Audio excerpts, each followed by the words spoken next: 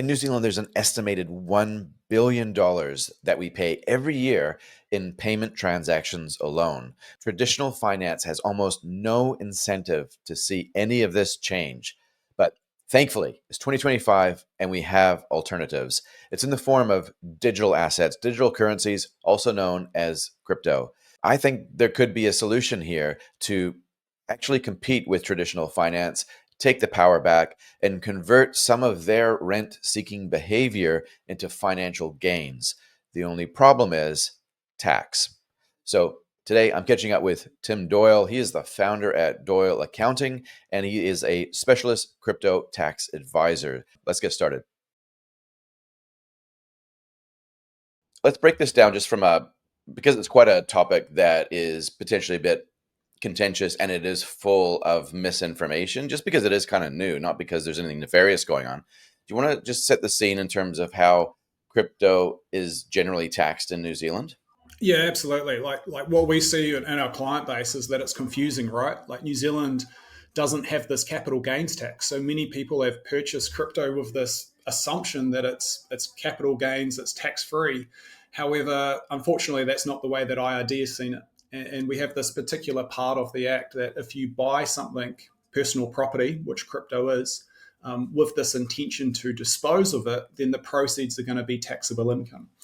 So in 99% of the cases that we've seen, people are paying tax, having to pay tax on crypto. We've tested this now 3 times with IRD under quite a formal regime. Unfortunately, we haven't been able to get it over the line. But generally speaking, that a taxable event with crypto will be when you dispose it. So a disposal might be when you sell it for fiat, when you sell it for another crypto, when you dispose of it into a liquidity pool, when you dispose of it into some of these online lending platforms, which are quite nuanced as well, or if you sell it peer-to-peer. So there's a variety of different transactions, and it's really understanding which ones of those apply to the listener's kind of specific investment strategy as well. Right. Probably one of the thoughts that are going around in people's minds right now, perhaps, might be that, hey, in this digital asset ecosystem, in this blockchain space, the IRD, the tax department in my country, they don't really know what's going on. They can't see what's going on. This is anonymous, right? Um, is that true? This has really changed over the past 2 or 3 years. So I think like 7 or 8 years ago, when we first got it started in the space, there was probably that underlying assumption that what you mentioned was correct. And that's really changed now that we've seen IRD go to the crypto exchanges and request their user information. And even though these companies like Easy Crypto or SwiftX or Independent Reserve have these privacy policies, the IRD has this ability to overcome them and still get client information. So IRD have gone to those fiat on-ramps and they have investors' information. And then what they do is they simply check that information, look at that individual, see if they've filed a tax return, and it's quite easy pickings. So what we've seen is that about 20-25% of clients who are on board with us, they've actually received a letter from the IRD that says declare your cryptocurrency or declare your crypto assets to prevent being audited. And IRD is doing that every month now. So they have that information. It's pretty scary. And also, what's happening in April next year is there's this new legislation coming in called the Crypto Asset Reporting Framework. And what that means is that all countries in the OECD are going to share online crypto information. So even though IRD has made a start here and they're making some significant inroads to that, they still don't have other information to have the full piece of the puzzle, but that full piece of the puzzle is coming. There's really going to be no place to hide. About a year ago, IRD identified 230,000 New Zealanders with collectively about $8 billion invested. And they're aware of the rapid increase in prices. And I think that's an opportunity. Well, I think that they see that as an opportunity for them to collect tax revenue. And that's what they've started to go after. Right. So am I correct in assuming that this CARF or CARF is more of a formal framework? Yeah, I think the difference is now that IRD have powers only within New Zealand. So they can only go to New Zealand retailers. But what the CARF framework do is it extends it from New Zealand to the OECD. So all of that other activity if clients or customers are using or they've already got Binance, but all these other different exchanges in other jurisdictions, all of that information now becomes available to give the complete picture, not only the New Zealand position as well. Right. And so if you are going to be tracking every single infinitesimal transaction that's happened in your wallet, whether you gave a little bit to your spouse or a friend to just demonstrate how it works, whether you received an airdrop, whether you're getting staking rewards, like obviously these can be quite numerous and quite complicated, and sometimes there's wins and sometimes there's losses, which are deductible. I guess you can get a credit for that as well. Yeah, you've highlighted one of the real pain points, right? Just this overwhelmed with complexity, and as you've just described, like it's not unusual for someone to have hundreds of different of tokens, thousands of transactions on multiple exchanges, and then it just becomes an absolute dog breakfast to unwind all of those transactions. Yeah. So we see this all the time, and then throw in things like FTX collapsing, Celsius going under, Cryptopia not there anymore, BitPrime, and like you just can't get the records as well. And the IRD have this gold standard that they'll request details of every single transaction, and it becomes a real nightmare to provide that. So the IRD do expect lists and transactions of every single trade. That's what they'll ask for. And then it becomes interesting when clients don't have that. So we've got some tools in our toolbox to deal with those kind of situations. But really what we need to tell with evidence of how you've gone from A to B, whether that's a large profit, whether it's a large loss, the onus and the evidence is on the taxpayer to prove that.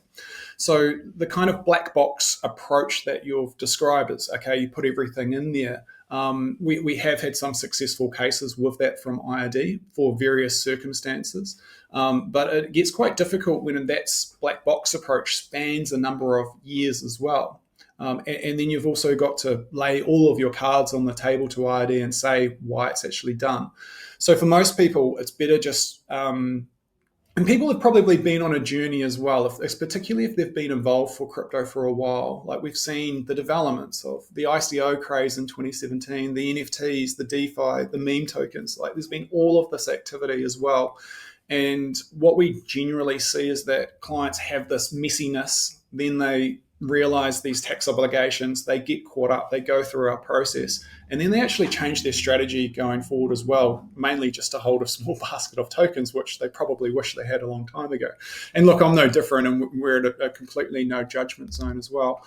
But so that kind of highlights this complexity, but really the gold standard is to have every single token, every single transaction, so you can verify not only for tax, but for AML as well. Like when you actually cash out, particularly if it's a meaningful sum of money, you'll need to show lawyers, bankers, professionals, financial advisors where this wealth has came from, and to be able to prove that.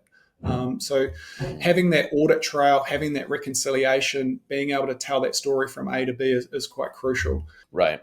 And so if we were just to kind of wind back a little bit or step back a little bit here and think about this in terms of whether you are a holder or a trader, when it comes to digital assets, it's treated differently here, right? Where you're paying tax on anything, no matter what. Just to be clear, like if you're trading foreign investment stocks like Apple, like MicroStrategy, like Tesla, they actually fall under these completely separate rules known as the foreign investment fund rules. They're actually quite nice rules or quite simple rules because they actually take a lot of the trading activity out. So if you're a trader or an investor in overseas shares or equities, as long as your cost value is around $50,000, you're going to go into these fifth rules. And the beauty about that too is that normally if these are on a platform or like Sharesies or Hatch or with a traditional financial advisor, there's a nice fifth report that you can actually does all the calculations for you. So it removes a lot of that complexity that I just mentioned about crypto. But if we go back to New Zealand shares, yes, you'll pay taxes on the dividends, and therefore they normally have the tax credits deducted at source by the company. And the company's already paid the tax, so there's no double tax on them. There's only the difference between the 28% tax rate and the individual or the shareholder's marginal tax rate. But say you buy those shares and they increase in value, you're absolutely right that increase in value is tax-free. But we don't have that for crypto. And that's really important distinguishment because on one side, shares are equity in a company, but crypto is classified as property. And there's high court cases in New Zealand with the liquidation of Cryptopia that confirmed that at that level. So this is why the crypto tax is kind of like a square peg trying to fit into a round hole. We think of crypto as the store of wealth, as this money equivalent, but it's not taxed that way. It's taxed that every dollar of value that it increases in value becomes into the tax net.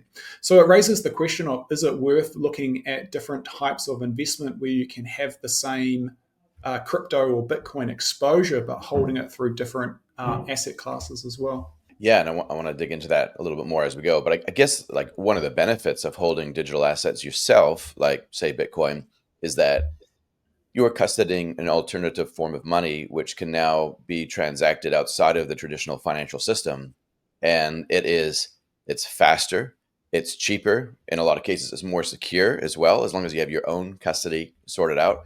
So it's advantageous on so many levels. But from a tax point of view, it's almost like we're being dissuaded. Is that wise, do you think, from a strategic point of view? I think that, genuinely speaking, that the tax base needs to be broad and fair across all different access classes. And we've seen this new technology that's came in, and again, it's trying to mold it into the existing tax legislation. But even if like crypto was classified as a currency, say I own $1 million US, and that's worth 600,000 New Zealand dollars. And then all of a sudden, my $1 million US now becomes worth 700,000 New Zealand dollars.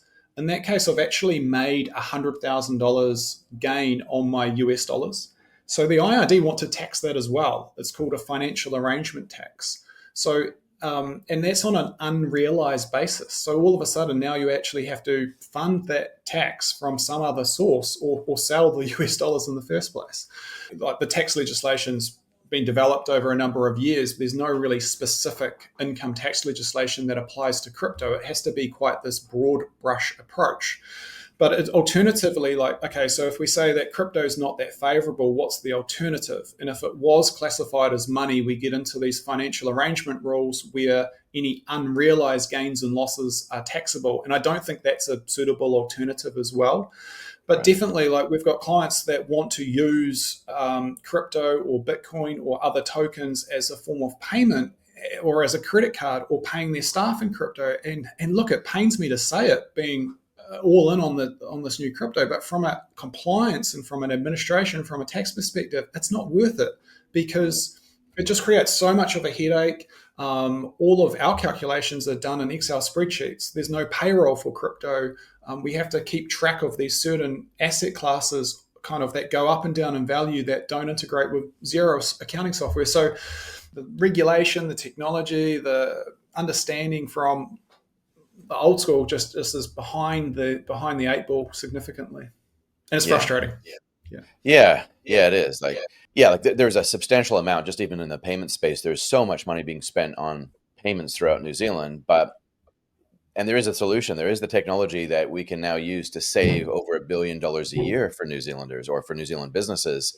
Yet the tax man wants to take away what technology giveth. It just seems absolutely insane. And when you think about where New Zealand is in the global economy, we do have an opportunity, but it's not being exploited because no one wants to actually put in the effort to renovate the tax system. And this is exactly why we've seen clients leave New Zealand. Like, we've had our two biggest crypto taxpayers leave New Zealand, and they pay probably 80% of the rest of our clients' tax. Like, that they paid an astronomical amount of taxes, and both of them left to go to Dubai, where it's crypto tax friendly.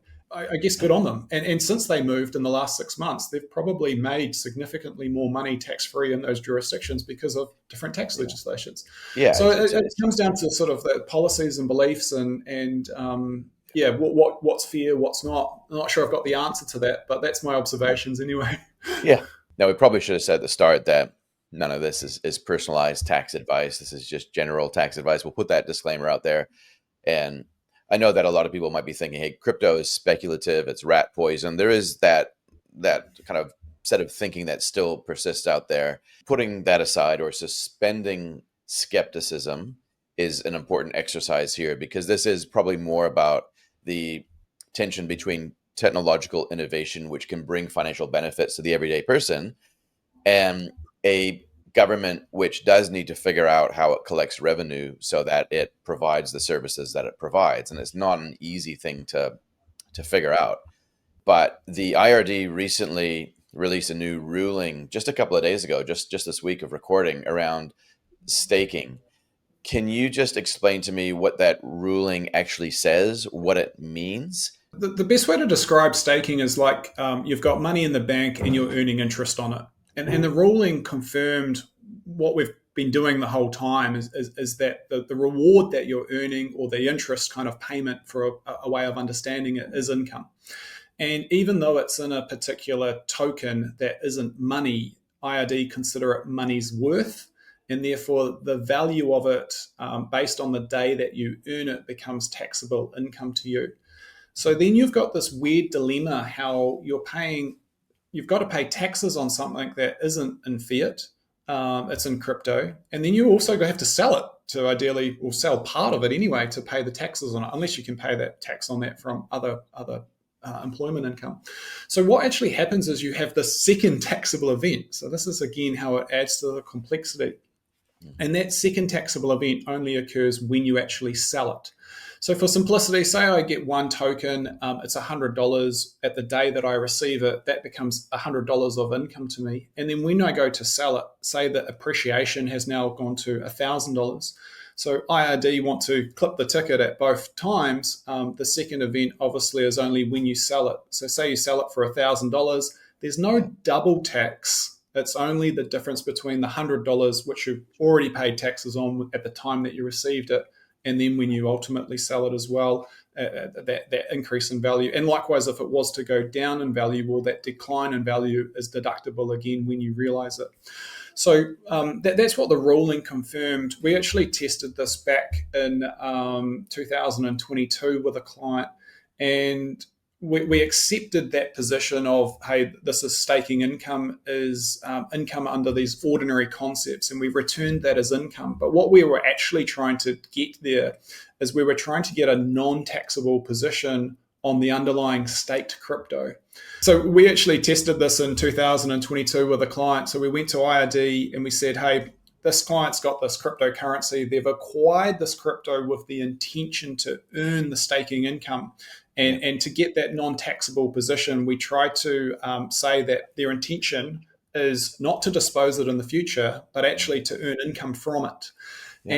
And this is where IRD declined that position. They said, no, the underlying crypto is still taxable on disposal.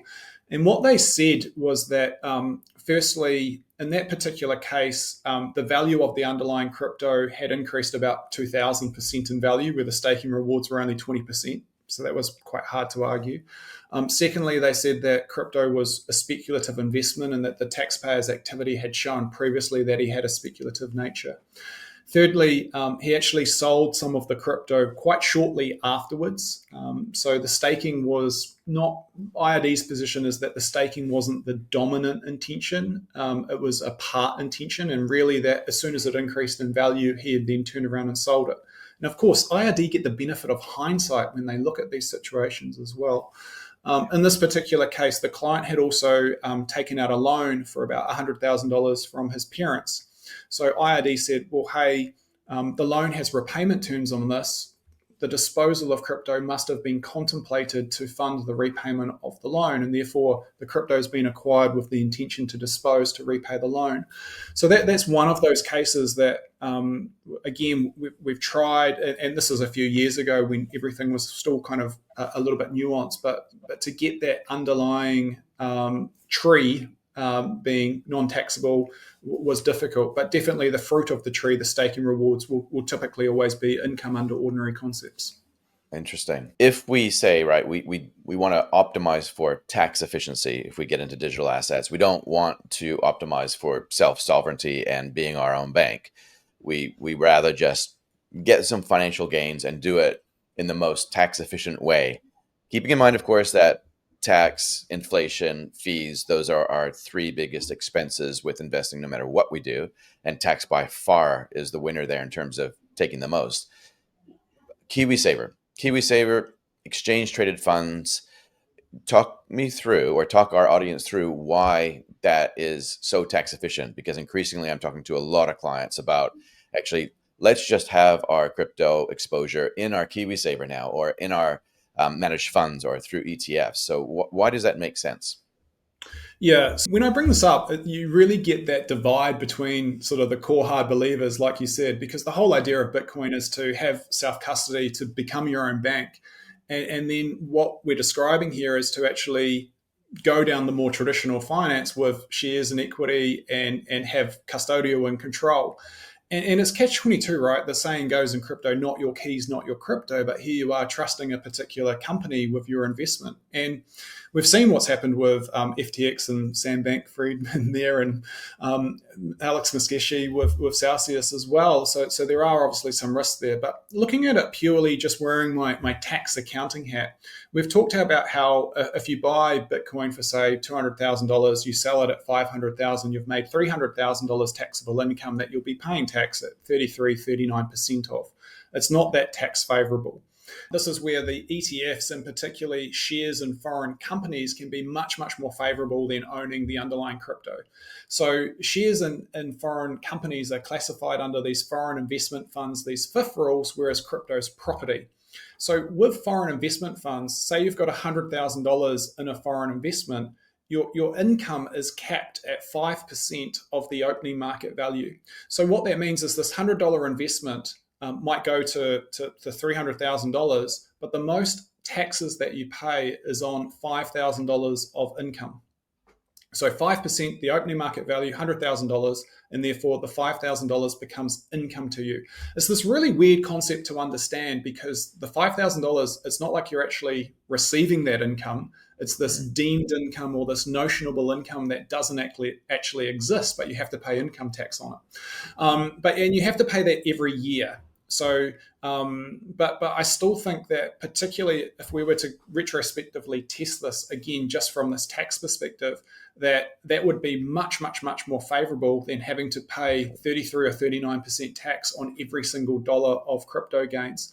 So Totally. much, much more favorable from a tax position. Obviously, you've got all of your eggs under one basket or one person's control.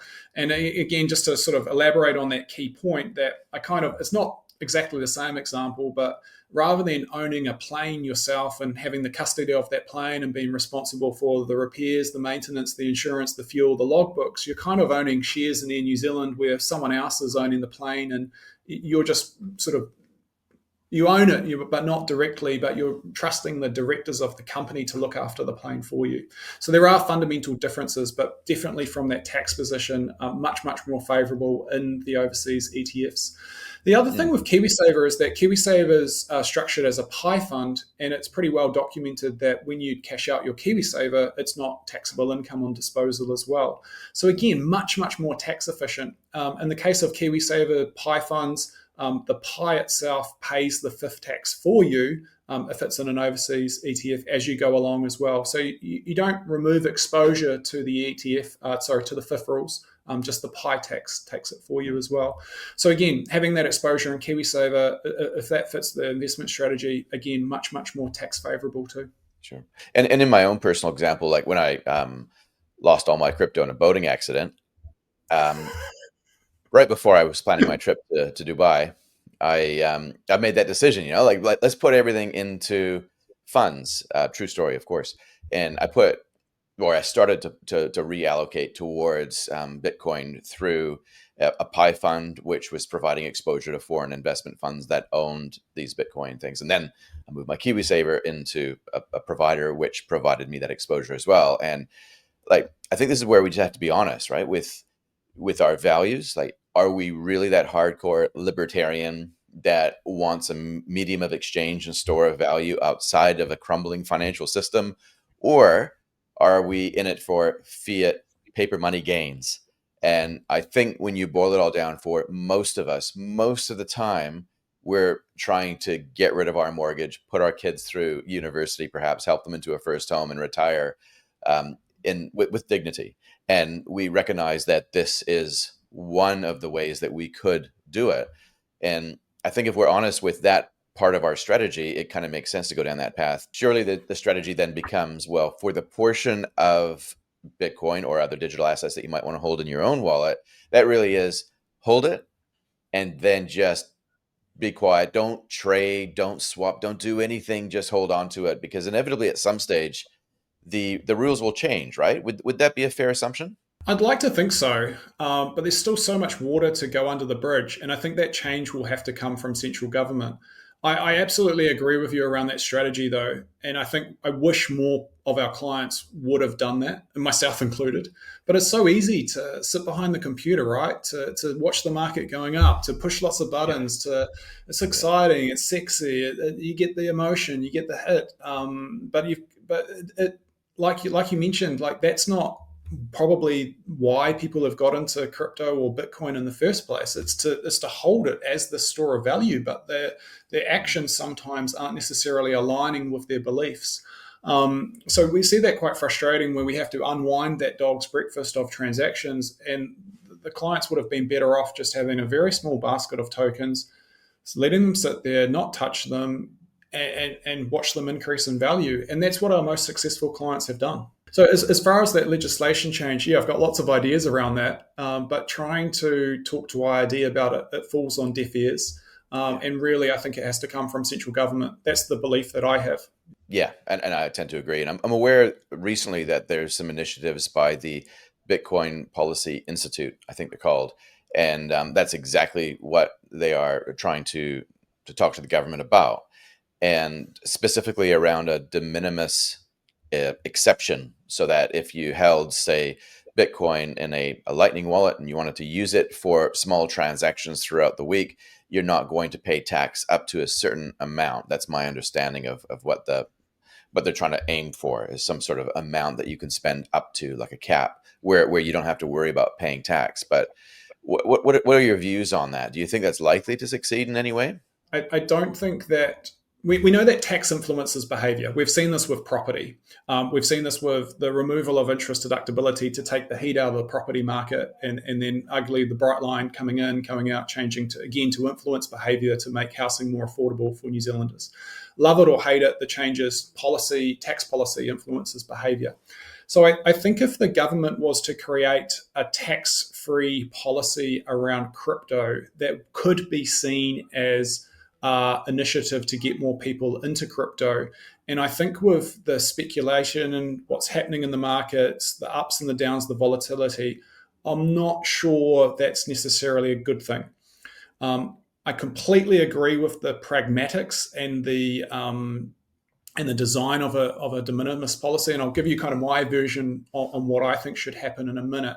But I'm not sure that the policy to again influence behavior into crypto is valid or kind of justified to a way. Where I think a de minimis would come in really well is that, say it was $100,000 de minimis, something that's maybe similar to the GST registration threshold at $60,000 or this fifth threshold at $50,000. Mm, I think those should be increased. So that's why I'm saying $100,000. sure. And say it's if you're cashing out $100,000 of crypto, you do it on a cash basis. So you only pay taxes when the money goes back out into fiat. And that way it simplifies compliance, it simplifies administration, it simplifies record keeping, and that will result in more people being tax compliant with their crypto. 70% of crypto taxpayers aren't compliant. So Wow. it addresses that. Wow. And it just makes it easier. And again, that like if you're under $60,000 in business, you don't have to worry about the extra compliance cost of GST because it's not that worthwhile, and the tax GST take on that is not material. So why not have sort of some de minimis policy around having a reduced, simplified compliance for people with less crypto? Because if someone comes to us with $10,000 or $20,000 of crypto and they've got 5,000 transactions on 8 different exchanges and 100 different tokens, then just the way that we're doing things, we can't really help them. And Yeah. it's frustrating because we're on a mission to make crypto tax simple for investors to help grow their wealth, but Yeah. we can't really make that impact with the legislation in the way that it is at the moment. So having a reduced level of compliance, making that simpler, making it easier, that's where I see a de minimis coming Sure. into legislation. Yeah. No, it makes sense. Yeah. The only thing I'd add to that is, like, I guess anything that can get locked up forms of wealth moving in the economy, it's got to be good, right? It has to be good, because otherwise, if you create a perverse incentive structure whereby people want to hoard wealth because it's just too scary cashing out and paying so much tax, then yeah, you do get the wealthier getting wealthier. And I'm sure there's more than a few socialists out there that don't like that idea, right? So there is that. But you kind of touched on something interesting there, and maybe this could be a good place to finish it. Can you tell me though, like how do you make it simpler with your mission in terms of helping make things simpler? How do you do that with what you provide in terms of an accounting service? So, firstly, we get people compliant. So, as soon as they're compliant, they sleep better at night, they're in control, they've got clarity, they've got peace of mind, and then they're able to make better decisions. So, it all starts with compliance. And therefore, it's after we do that compliance part, or part of our sort of signature method, is we do a bit of a debrief. We go through, hey, what have you learned? Is there a better way to structure this? Can we split it between you and someone else? Is there a need for a trust, a company? And kind of just utilizing different tools in the toolbox to be able to maximize it and be really efficient from a tax position, consider what other investments they've got, work with financial advisors. And ultimately, yeah, what's their goals, and sort of put together that pathway. We've said it previously just around that strategy too. So normally what happens is clients might have all of this activity, and then after they've gone through this process, it's kind of the kick in the guts to really make them take action of and look at, what am I doing? What am I doing this for? How can I make it more efficient? How can I reduce compliance costs? How can I reduce IRD risk? How can I pay less tax? Because the reality is, if you buy crypto and you never sell it, there's no need for an accountant. There's no need to disclose to IRD. There's no need to do anything but just hold it safe in security. That's right. Buy, hold, shut up. That's it. That's Exactly. Yeah. everything else. Yeah, let's have a chat, right? And just lastly, actually, before I let you go, the multi-sig wallet. If I was to hold Bitcoin through a multi-signature wallet, which requires, say, for example, 2 out of 3 keys to authorize any transaction, and the other 2 key holders were in different countries. Let's just say one was in Australia, one was in Switzerland. And how does that change things? Because where does that custody actually reside, especially if the beneficial owner is maybe based offshore as well, and I'm living in New Zealand? Are there clever ways that you can kind of skirt under the radar here? I think great question. I think the way to skirt under the radar is to cease New Zealand tax residency. New Zealand tax residency, or New Zealand has a tax basis based on residency. So if you're a New Zealand tax resident, you pay tax on your worldwide income. So even though this might be a multi-sig wallet with other people in different jurisdictions, if it's your wallet or a New Zealand entity's wallet, it's always going to be taxable in New Zealand. So the best way to get around that is to leave New Zealand. Now you can literally, this is the beauty about digital assets, you can pick up yourself, jump on a plane, go to another country, and you're outside of the New Zealand tax net. But so going back to that particular situation you mentioned, it's understanding whose is the crypto in that wallet. Is it jointly owned? Is it the ultimate beneficiary, and where are they a tax resident of as well? And I think it would fall back to who's the actual owner of that crypto.